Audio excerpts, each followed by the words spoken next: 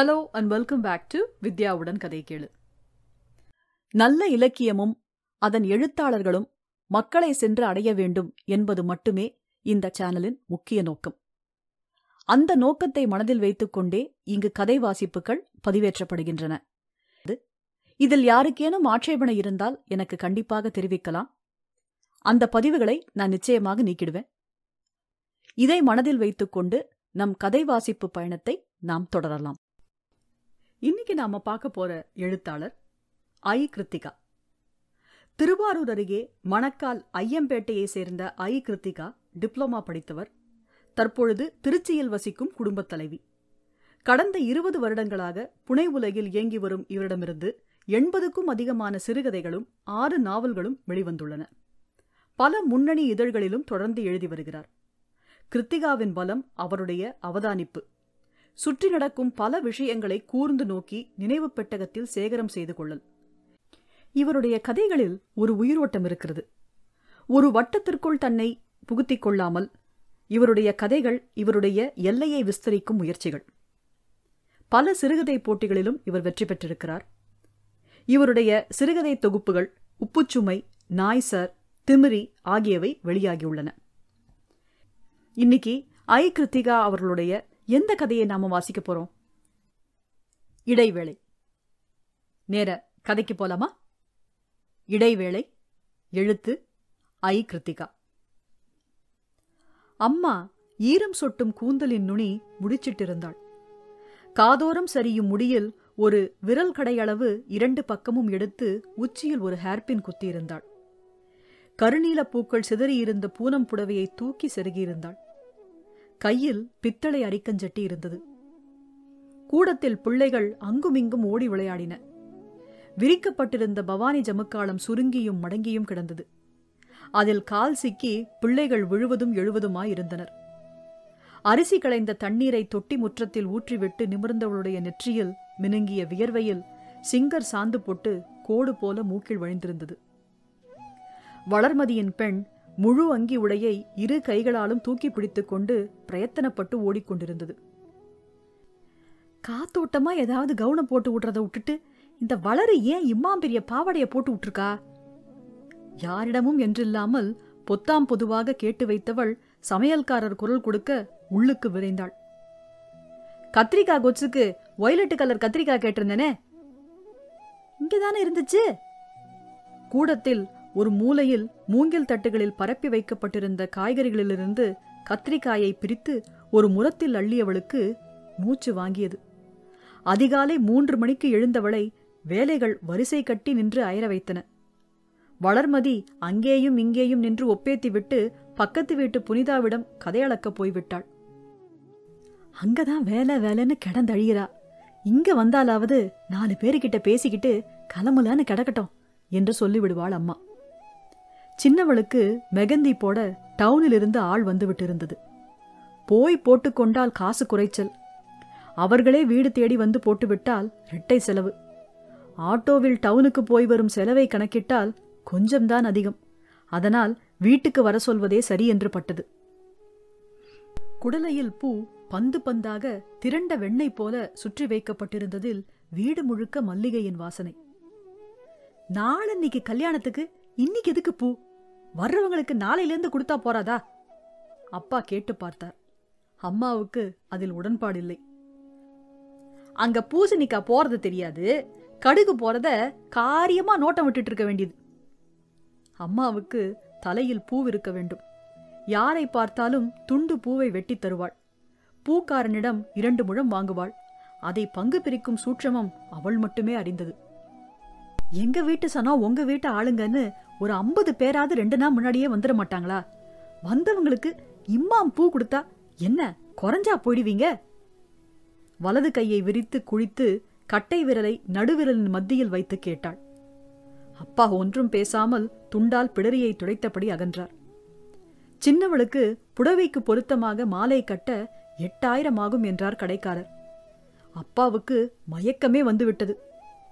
ஒரு நாள் கூத்து, அதுவும் 4-5 மணி நேர கூத்து. அப்பா வேண்டாம் என்றார். மகளின் முகம் சுணங்கியதை அம்மா பார்த்து விட்டாள். அந்த ஒரு நாதா மாலையை போட்டுக்கிட்டு நிக்க முடியும். மக்கியானா போட்டுக்க முடியுமா? செய்யறத நிறைவா செய்யுங்களேன். இதில் என்ன பிஸ்னாரித்தனம்?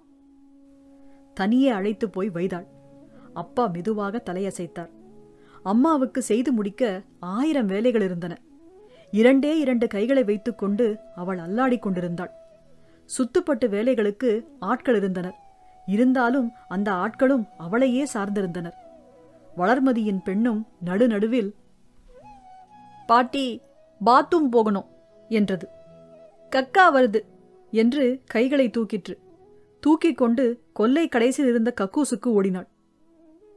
கமலா, குலதெய்வத்துக்கு என்னைக்கு பத்திரிகை வச்சீங்க? திடீரென்று கேள்விகள் வந்தன. அதற்கும் நின்று பதில் சொல்ல வேண்டியிருந்தது. உறவுக்கார பெண்கள் ஓரிருவர் பேருக்கு 2 வேலைகள் செய்துவிட்டு அரட்டை எடுக்க ஆரம்பித்தனர். வளர்மதி மெகந்தி போட்டுக்கொள்ள தங்கையுடன் அமர்ந்து விட்டாள். பல ஜோடி கைகள் நீண்டன. அப்பாவுக்கு வியர்த்து விட்டது. இதை அவர் எதிர்பார்க்கவில்லை. தெருப்பிள்ளைகள் வேறு வந்துவிட்டனர். உள்ளங்கைகளின் அளவு வைத்து விலை சொன்னார்கள். அம்மாதான் புடவை இடுக்கில் அவ்வப்போது சேர்த்து வைத்திருந்த பணத்தை கொடுத்து சமாளித்தாள். அப்பா கண்டுகொள்ளவில்லை. மேம்போக்காக இருந்து விட்டார். பொண்ணுக்கு அடப்பா போட்டு விட்டுருங்க, மத்த கைகளுக்கு பேர் பண்ணிடுங்க. அம்மா மெல்ல கேட்டுக்கொண்டாள். வளர்மதி காதில் வாங்கிவிட்டு முறைத்தாள். உனக்கில்லடி, மத்தவங்களுக்கு. அம்மா அவள் கூந்தலில் சரிந்து தொங்கிய பூவை சரி செய்து விட்டாள். மாப்பிள எப்ப வராரா? பெரியம்மா கேட்டாள். நைட்டு ட்ரெயின் ஏறி காலையில வந்துருவாரு. அம்மாவுக்கு முகம் கொள்ளா பூரிப்பு. வளர்மதி வீட்டுக்காரனுக்கு மூத்த மாப்பிள்ளை மரியாதைக்கு துளியும் குறைச்சல் இருக்காது. அப்படி ஒரு கவனிப்பு நடக்கும். எண்ணெயில் குளித்த பொன்முருகல் பணியாரம் என்றால் அவனுக்கு உயிர். தொட்டுக்கொள்ள வெங்காய சட்னி வைத்துவிட்டால் போதும். அவன் பாட்டுக்கு டிவி பார்த்தபடியே பாஸ்கெட் பால் ஆடிவிடுவான். நீ அம்மியில் அரைக்கிற வெங்காய சட்னினா அவருக்கு ரொம்ப இஷ்டம். வளர்மதிக்கு பெருமையில் குரல் பொங்கி வழியும். அம்மா முற்றத்து விளிம்பில் கிடக்கும் அம்மியை கழுவிவிட தயாராகி விடுவாள். சின்ன வெங்காயத்தை பரவலாக அம்மியில் வைத்து குழவியை நகர்த்தி நகர்த்தி நசுக்கி உப்பு வரமிளகாய் சேர்த்து அரைத்து வழித்தால் சட்னி ஆரஞ்சும் சிவப்பும் கலந்த நிறத்தில் மினுமினுக்கும். அதன் மேல் கடுகு கருவேப்பிலை தாளித்து கொட்டி கலந்து விடும் பொழுதே அம்மாவின் முகத்தில் அதை சப்பு கொட்டி தின்னும் மருமகனின் பரவசத்தை கண்டுவிட்ட திருப்தி உண்டாகிவிடும். அது மட்டுமில்லாமல் அடையவியல், தேங்காய் பர்பி, உருளைக்கிழங்கு போண்டா, தயிர் வடை என்று பட்டியல் நீண்டு கொண்டே போகும்.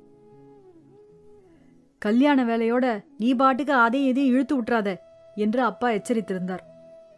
வளர்மதிக்கு பட்டுப்புடவை, குழந்தைக்கு பட்டுப்பாவாடை, மருமகனுக்கு பட்டு வேட்டி சட்டை எல்லாம் பத்திரிகையுடன் வைத்து தந்த பொழுதே அம்மா குழைந்து விட்டாள்.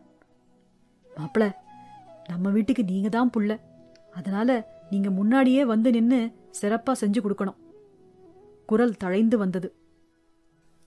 ஏதோ ஒசத்தியா பேரு சொல்றாங்களே, அந்த சட்ட துணிதான். மாப்பிளைக்கு பிடிச்ச நிறமாத்தான் அப்பா எடுத்திருக்காரு. அவர்கிட்ட காட்டு. வளர்மதியை நச்சரித்தாள். துணிமணி எடுக்க அழைத்த பொழுது அவனுக்கு பேங்கில் ஆடிட்டிங் சமயம். வளர்மதிக்கு மகளை சமாளிப்பது பெரிய சவால். அவள் ஓரிடத்தில் நிற்க மாட்டாள். துருதுருவென்று ஓடிக்கொண்டிருக்கும் அவளை கண்காணிப்பதே பெரும் வேலை. அம்மாவிடம் தள்ளிவிடலாம் தான், ஆனால் குறுக்கும் மறுக்கும் ஓடுபவளை அம்மாவால் பிடிக்க முடியாதே. அதனால் வளர்மதி அரைமனதோடு இருந்துவிட்டாள். சின்னவள் வாட்ஸ்ஆப்பில் ஒவ்வொரு புடவையாய் அனுப்ப அதிலிருந்து ஒன்றை தேர்வு செய்து கொண்டாள். அப்படியும் நேரில் பார்த்த பொழுது நிறம் வேறு மாதிரியாக இருப்பதாக குறைப்பட்டு கொண்டாள். பச்சை கலர் அப்போ வேற மாதிரி தெரிஞ்சது. அவள் விரல்கள் புடவையை தடவி பார்ப்பதை அம்மா கவனித்து விட்டாள். அவசரமாக பத்திரிகையை எடுத்து அதில் மின்னும் வளர்மதி புருஷன் பெயரை பெருமையாக காண்பித்தாள். இந்த பாத்தியா, இதுல மாப்பிள பேரு தங்க நிறத்துல தகதகக்குது. வளர்மதிக்கு புடவையை விட்டு கண் இறங்கவில்லை. நானும் வந்திருக்கணும், தப்பு பண்ணிட்டேன். இந்த பிசாசை வச்சுக்கிட்டு சமாளிக்க முடியாதுன்னு நினைச்சது தப்பா போச்சு. சரிகையும் ஒரு கோட்டை இழுத்து விட்டாப்புல ரொம்ப மெல்லிசா இருக்கு. அவளுக்கு குரலில் சுருதி குறைந்தது. அம்மா எழுந்து அப்பாவிடம் போனாள். அப்பா தெருப்பக்கம் அமர்ந்து வெற்றிலை போட்டுக் கொண்டிருந்தார். ஒரு 2000 ரூபா கொடுங்க. நிலைப்படி அருகில் நின்று சன்னமான குரலில் கேட்டாள். குழந்தை இடுப்பிலிருந்து பாட்டி முடியில் தொங்கிய மல்லிகை சரத்தை உதிர்த்து விட்டு கொண்டிருந்தது. அப்பாவுக்கு சுள்ளென்று ஏறியது. எதுவும் பேசாமல் CUB என்று எழுதியிருந்த ஹேண்ட்பேக்கிலிருந்து ரூபாய் தாள்கள் 4 உருவித் தந்தார். பாட்டி, எக்கா, குழந்தை தலையாட்டி கேட்டது. எல்லாமே உனக்கு தாண்டி ராசாத்தி. அம்மா முட்டி முட்டி கொஞ்சினாள். முட்டி கொஞ்சுவது அவள் வழக்கம். அப்போது பற்களை இறுக கடித்துக் கொள்வாள். டீப்பாயிலிருந்த பத்திரிகை ஃபேன் காற்றுக்கு படபடத்தது. அருகில் கொட்டு தாம்பாளத்தில் கிடந்த பழங்களின் கலவையான மனம் ஒரு மாதிரி வாசனையை உண்டாக்கிற்று. அம்மா பணத்தை ஜாக்கெட்டில் சொருகிக் கொண்டாள். பழங்களை பிரித்து 2 பைகளில் போட்டு ஃப்ரிட்ஜில் வைத்தாள். புடவை வேஷ்டியை அட்டைப்பெட்டிக்குள் வைத்து கட்டைப்பையில் பத்திரப்படுத்தினாள். சமையல் உள்ளில் வளர்மதி சாம்பாருக்கு வெங்காயம் தாளித்துக் கொண்டிருந்தாள். குழந்தையை அவள் பக்கம் நகர்த்திவிட்டு அம்மா சமையல் பொறுப்பை ஏற்றுக்கொண்டாள். விடு விடு, நான் ஆக்கி இறக்கிடுறேன். சேமியா எதுக்கு எடுத்து வச்சிருக்க? கல்யாண பத்திரிகை கொடுக்க வந்தவங்களுக்கு பாயசம் வச்சு சமைச்சு போட வேணாமா? வளர்மதியின் குரலும் முகமும் தன் இயல்பிலிருந்து மாறி சுணங்கி இருந்தது. பாயசம் எல்லாம் வேணாண்டி, குழம்பு கறி போதும். வர வர எது தின்னாலும் உங்க அப்பாவுக்கு செரிக்க மாட்டேங்குது. அம்மா நீரில் கிடந்த வெங்காய சருகுகளை சேகரித்து கொல்லையில் கொட்டிவிட்டு வந்தாள். அடுப்பில் வானலியை வைத்து வெங்காயம் தாளித்து வெந்நீரில் போட்டு வைத்திருந்த காலிஃப்ளவர் பூக்களை கொட்டி கிளறிவிட்டாள். அப்பாவுக்கு காலிஃப்ளவர் என்றால் உயிர். மசாலா காரம் போட்டு வறுத்து கொடுத்தால் விரும்பி சாப்பிடுவார். கிராமத்தில் காலிஃப்ளவர் கிடைப்பதில்லை என்று குறைப்பட்டுக் கொள்வார். வளர்மதி ஊருக்கு போகும்பொழுது காலிஃப்ளவர் வாங்கி போவாள். அம்மாவின் கைமணம் பெண்ணுக்கு வந்துவிட்டதாக அப்பா புகழ்ந்தபடியே சாப்பிட்டார். நான் சமைக்கல, அம்மாதான் சமைச்சது. வளர்மதி எங்கோ பார்த்தபடி சொன்னாள். அம்மாவுக்கு வியர்த்து வழிந்தது. ஜாக்கெட் முதுகோடு ஒட்டிக்கொண்டு கசகசத்தது. கிளம்பும் பொழுது மகள் கையில் பணத்தை வைத்து அழுத்த அவள் முகத்தில் படிந்திருந்த நிழல் விலகி இருந்தது. இப்பெல்லாம் ஜாக்கெட்ல கல்லு செமுக்கியெல்லாம் வச்சு தைக்கிறாங்களாமே, அந்த மாதிரி தைச்சுக்க. சின்ன புள்ள, இப்ப போடாம எப்ப போடுவ? இதுல 2000 ரூபாய் இருக்கு, போதுமில்ல? அம்மாவின் தலை மெதுவாய் அசைந்தது. போதும் போதும். வளர்மதி எங்கோ பார்த்தபடி முனகினாள். வளர்மதி 15 நாட்களுக்கு முன்பே வந்துவிட்டாள். அக்காவும் தங்கையும் சேர்ந்து இரவு 12-1 மணி வரை பேசி தீர்த்தார்கள். பகல் பொழுதுகளில் முக்கால்வாசி டவுனிலேயே கழிந்தது. ஃபேஷியல் செய்ய, புடவைக்கு பொருத்தமாக வளையல்கள் வாங்க, விடுபட்ட எவர் சில்வர் சாமான்கள் பொறுக்கெடுக்க என்று அவர்கள் டவுனுக்கு போவதும் வருவதுமாயிருந்தார்கள். அம்மா குழந்தைக்கு பொறுப்பேற்க வைக்கப்பட்டாள். அப்பாவுக்கும் பேத்தி என்றால் உயிர்தான். ஆனால் 10 நிமிடம் பார்த்து கொள்ள பொறுமை இருக்காது. அடடா, இங்க பாரு, குட்டி தாவரத்துல ஒண்ணுக்கு போயிட்டா. இங்க பாரு, நிலப்படி தடுக்கி உழுந்து அழுவுறா பாரு என்று ஏதொன்றுக்கும் அம்மாவை அழைத்த வண்ணமே இருந்தார். அம்மா பாதி சமையலில் போட்டுவிட்டு ஓடி வருவாள். கண்ணு, உழுந்துட்டியாடி? சரி சரி, அழுவாத, பாட்டி பா காட்டுறேன், வா. முந்தானையில் முகத்தை அழுந்த துடைத்துவிட்டு அப்படியே வாரிக்கொள்வாள். பூரணி அத்தை வீட்டில் பசுமாடு கன்று போட்டிருந்தது. அழும் குழந்தைக்கு அது பொம்மை போல. அம்மாவுக்கு அடிக்கடி அங்கு செல்ல வேண்டிய நிலை வந்தது. இடுப்பில் குழந்தையை இடுக்கியபடி சற்று தூரமாய் நின்று காட்டுவாள். தெருவில் போவோர் வருவோர் வேலிப்படல் அருகில் வந்து நின்று கல்யாணம் பற்றி விசாரிப்பார்கள். நாள் நெருங்கிடுச்சு போல? ஆமா ஆமா, எண்ணி 6 நாள் தான் இருக்கு. அம்மாவின் நினைவு காத்து கிடக்கும் வேலைகளில் இருக்கும். பெரிய பாப்பா மவளா? அப்படியே அச்சு அசலா அத மாதிரியே இருக்கு. வேலிக்கு இந்த புறம் இருந்து கன்னத்தை வழிப்பார்கள். குழந்தை தலையாட்டி முகத்தை சுருக்கும். போமா தங்கம், பாட்டிக்கு வேலை கிடக்கு. மாத்தேன், பா பார்க்கணும். குழந்தை கால்களை உதைத்து கத்தும். ஓன் தலையில கட்டிட்டு போயிட்டாளுவளா? பூரணி அத்தைக்கு பொறுக்காது.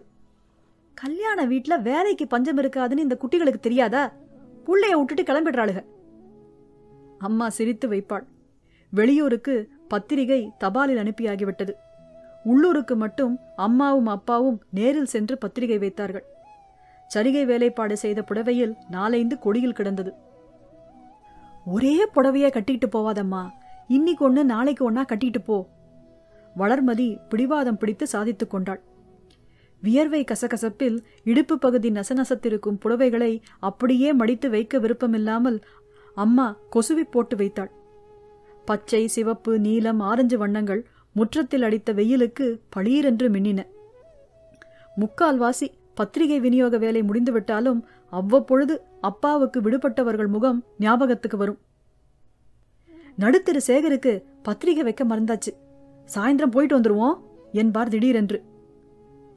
தெற்கு மட வளாகத்துல பத்திரிகை வச்சப்போ செல்லத்தொர ஊர்ல இல்ல, வந்ததும் குடுக்கலாம்னு இருந்தேன், மறந்து போச்சு பாத்தியா என்று சோற்று உருண்டையை வாய்க்கருகில் கொண்டு சென்றவர் அப்படியே நிறுத்தி வைத்துவிட்டு ஒரு நாள் கேட்டார்.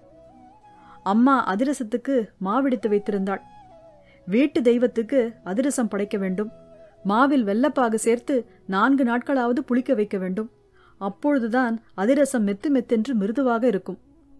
வெல்லப்பாகு சேர்க்கும் வேலையை காத்திருப்பில் போட்டுவிட்டு குழந்தையையும் குங்குமத்தையும் எடுத்துக்கொண்டு அம்மா அப்பா பின்னோடு போனாள்.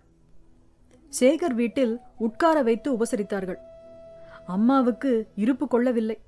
அதிரச மாவு அலைக்கழித்தது. குழந்தை ஓரிடத்தில் உட்காராமல் பெஞ்சில் ஏறுவதும் இறங்குவதுமாயிருந்தது. அப்பா கை வைத்த மரநாற்காலியில் சட்டமாக அமர்ந்து கல்யாண கதை பேசிக் கொண்டிருந்தார். சேகர் அருகில் ஒரு ஸ்டூலில் கால்கள் குறுக்கி அமர்ந்து பவ்யமாக கேட்டான். அம்மா கீழே விரிக்கப்பட்டிருந்த பாயில் அமர்ந்து குழந்தையை தவிப்புடன் பார்த்து கொண்டிருந்தாள். அதிரசமாவில் வெல்லம் சேர்த்து வைத்துவிட்டு படையலுக்கு தேவையான சாமான்களுக்கு இன்னும் லிஸ்ட் போட வேண்டும். ராசாப்பாட்டுக்கு உப்மா கிண்ட வேண்டும். வளர்மதியும் சின்னவளும் அசந்து போய் வருவார்கள். வந்து முகம் கை கால் அலம்பி உடை மாற்றி வாங்கி வந்ததை பரப்பி சரிபார்ப்பார்கள். குழந்தை அருகில் போனால் வளர்மதி கத்துவாள். அம்மா, புள்ளைய தூக்குமா, எல்லாத்தையும் கலைச்சு விடுறா. அம்மா ஓடி வருவாள். 2 நாட்களாக அவளுக்கு தொடையிடுக்கில் எரிச்சல் அதிகமாயிருந்தது. நடக்கிற நடையில் 2 தொடைகளும் உராய்ந்து தோல் வறண்டு வழுவுண்டு போயிருந்தது. படுக்கும் பொழுது தேங்காய் எண்ணெய் தடவிக்கொண்டாள். இருந்தும் எரிச்சல் குணமடையவில்லை. வெள்ளிக்கிழமை வீட்டு தெய்வத்திற்கு படையல் போட்டு முடிப்பதற்குள் அம்மாவுக்கு ஆசு ஊசென்றாகிவிட்டது. சாமியறை சுவரில் 7 திருநீற்றுப்பட்டை குழைவுகள். அவைகள்தான் வீட்டு தெய்வங்கள். சுமங்கலிகளாக இருந்தவர்களை வீட்டு தெய்வங்களாக வழிபடுவது வழக்கம். வடை, சுழியன், அதிரசம், சர்க்கரை பொங்கல், குழம்பு, காய் என்று சமையல் கட்டு அதகளப்பட்டது. அம்மா அதிகாலையிலேயே எழுந்து தலைக்கு நீரூற்றி ஈர உடுப்போடு விபூதிப்பட்டை குழைவுகளை கலைத்து புதிதாய் போட்டாள். பின் ஆசாரப் புடவை உடுத்திக் கொண்டு பதார்த்த தயாரிப்பில் மூழ்கினாள். ஊரில் இருந்த உறவுக்கார வீடுகளுக்கு மட்டும் அழைப்பு விடுக்கப்பட்டிருந்தது. வீட்டில் விசேஷம் என்றால் இப்படி அழைப்பது வழக்கம். வந்தவர்களுக்கு 10 மணிக்கு ஒரு சுற்று காப்பி கொடுத்தாகிவிட்டது. பெண்கள் கூடத்தில் அமர்ந்து கல்யாண கதை கேட்டனர். வளர்மதிக்கும் சின்னவளுக்கும் வாய் ஓயவில்லை. வளர்மதி மட்டும் அவ்வப்போது எழுந்து சமையல் கட்டு பக்கம் போய்விட்டு வந்தாள். அம்மா 10 வடைகளாக தட்டி போட்டுக் கொண்டிருந்தாள். தேங்காயை துருவி கொடு. வளர்மதிக்கு 1-2 வேலைகள் கொடுக்க அடிக்கடி குரல் உயர்த்தி அவளை கூப்பிட்டாள். வளரு, இலையெல்லாம் கழுவி வையே. வளர்மதிக்கு சொன்ன கதையை பாதியில் விட மனமில்லை. 1000 ரூபாய் தைய கூலி. நுணுக்கமா கல் கட்டி ஜமுக்கி வச்சு தைக்கிறாங்கல்ல, காசு கூடத்தான் ஆகும். அந்த பெண்மணியின் கையில் இருந்த ஜாக்கெட்டை நுனி விரலால் வாங்கி பீரோவில் வைத்து பூட்டினாள். 10:12 முடிஞ்சதும் இலை போட்டுருணும். அம்மாவுக்கு கிறுகிறுத்து வந்தது. ஈரக்கூந்தல் பிடரியில் கசகசப்பை உண்டாக்கிற்று. அடுப்பின் அனல் சூடு முகத்தை சிவக்க வைத்திருந்தது. சரியாக 11:45க்கு அம்மா சமையலை முடித்திருந்தாள். சாமி அறையில் கலசம் வைத்து பட்டுப்புடவைகள், நகைகளை வளர்மதி அழகாக அடுக்கினாள். எந்த இடத்திலேருந்து ஆரம்பிக்கணும்னு எனக்கு தெரியாது, நீயே பரிமாறிடுமா. அவள் நகர்ந்து கொள்ள அம்மா மெதுவாய் முன்னே வந்தாள். 7 இலைகளையும் இடத்திற்கு தக்கவாறு நுனி பார்த்து போட்டு பதார்த்தங்களை பரிமாறி சாம்பிராணி காட்டி தேங்காய் உடைத்து நீர் விழாவி சூடம் காண்பித்து நிமிர்ந்த அம்மா ஒரு நிமிடம் கண்கள் மூடி கூப்பிய கைகளோடு அப்படியே நின்றிருந்தாள். பொட்டு பொட்டாய் பூத்திருந்த வியர்வை துளிகளோடு முகம் பளபளவென்றிருந்தது. அம்மா மாநிறத்தில் துடைத்து வைத்தது போல் இருப்பாள். பூஞ்சையான உடல்வாகு. கல்யாண வேளைகளில் மேலும் ஒரு சுற்று இளைத்து போயிருந்தாள். நைவேத்தியம் முடித்து தாழ்வாரத்தில் இலை போட்டு வந்தவர்களை உபசரித்து சாப்பிட்ட இலைகள் எடுத்த பொழுது மணி 3 இருந்தது. அம்மாவுக்கு பசி மரத்து போய்விட்டிருந்தது. பேருக்கு கொஞ்சம் சர்க்கரை பொங்கல் சாப்பிட்டு விட்டு எழுந்தவள் தூணை பிடித்தபடி சிறிது நேரம் போல அப்படியே நின்றாள்.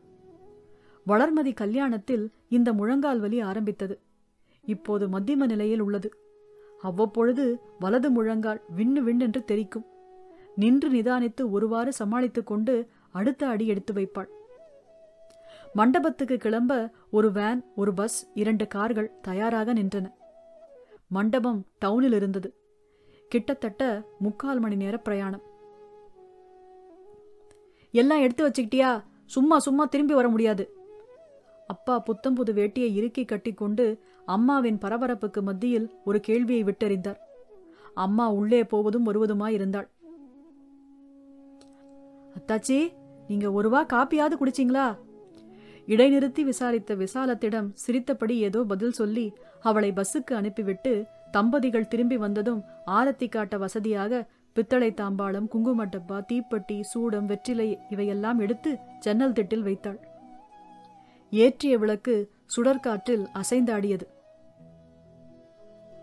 கல்யாணம் நல்லபடியா முடியணும் சாமி. கணக்கிலடங்காத முறைகள் மனம் அதை முணுமுணுத்து விட்டது. வரன் தகைந்ததிலிருந்து வேலைகள், அலைச்சல் உடம்புக்கு, அத்தோடு மனமும் சரிசமமாக அல்லது அதற்கு மேலாக இயங்கிக் கொண்டேதான் இருந்தது. குறையில்லாம தடங்கல் இல்லாம கல்யாணம் முடியணும். வளர்மதி தங்கையோடு காரில் ஏறிக்கொண்டாள். வளர்மதியின் புருஷன் முன்னால் அமர்ந்து கொண்டான். அம்மா அவனை வழக்கம் போல கவனிக்க தவறவில்லை. முதல் பந்தி சாப்பாட்டில் அவன் இருந்தாக வேண்டும். மாப்பிளைய கூட்டிட்டு வாங்க என்று அப்பாவுக்கு சாடை காட்டுவாள். புது டிகாக்ஷனில் அறைக்கு காப்பி போகும். அத்தா வந்திருக்காரு, கொஞ்ச நேரம் வந்து பேசிட்டு போகலாம்ல. அந்த தெருவில் உள்ள விடலை பயல்களை விடாப்பிடியாக அழைத்து பேச வைப்பாள். 3 வருடங்களுக்கு பிறகும் அவன் புது மாப்பிள்ளை பொலிவோடுதான் இருந்தான். அம்மா வேனில் ஏறிக்கொண்டாள். இருக்கைகள் நிரம்பி இருந்தன. கடைசி இருக்கையில் ஆள் இல்லை. எத்தா, புடவையில பில்லு கிழிக்காம விட்டுருக்க பாரு. பாப்பாத்தை நிறுத்தி பில்லை பிரித்து பஸ்ஸில் ஏறிய பிறகு கடைசி சீட்டுக்கு வந்தவள் முருகா என்று அமர்ந்தாள். மூட்டு வலி மூச்சு விடுவது போல சீரான இடைவெளியோடு வலித்துக் கொண்டிருந்தது. 2 கார்களும் கிளம்ப பின்னாலேயே வேன் குலுங்கலோடு கிளம்பியது. ஜன்னல் வழியே வெயில் படாத காற்று குளிர்ந்து வீசியது. அம்மாவுக்கு கண்கள் சொருகிக் கொண்டன. கல்யாணம் நிச்சயமானதிலிருந்தே அவளுக்கு சரியான தூக்கமில்லை. கல்யாணத்திற்காக கொஞ்சம் கடன் வாங்க வேண்டியிருந்தது. அத்தோடு விசேஷம் நன்றாக நடந்து முடிய வேண்டுமே என்கிற கவலை வேறு. அடிக்கடி விழிப்பு தட்டிற்று. அதனால் அடித்து போட்டது போன்ற உறக்கங்கள் அவளுக்கு வாய்க்கவில்லை. நன்றாக தூங்கிய உணர்வின்றி அவள் அலமலந்து போனாள். தூளியாட்டம் போல வேன் அசைந்து விரைய அம்மாவுக்கு கண்கள் சொக்கிக் கொண்டன. உள் திறப்புகள் அனைத்தும் தாளிட்டு கொள்ள சிறு குழந்தையின் புன்னகை தேசத்துக்குள் புகுந்து விட்டவள் வாய்ப்பிழந்து தலை சாய்த்து உறங்கினாள். இடைவேளை முற்றும்.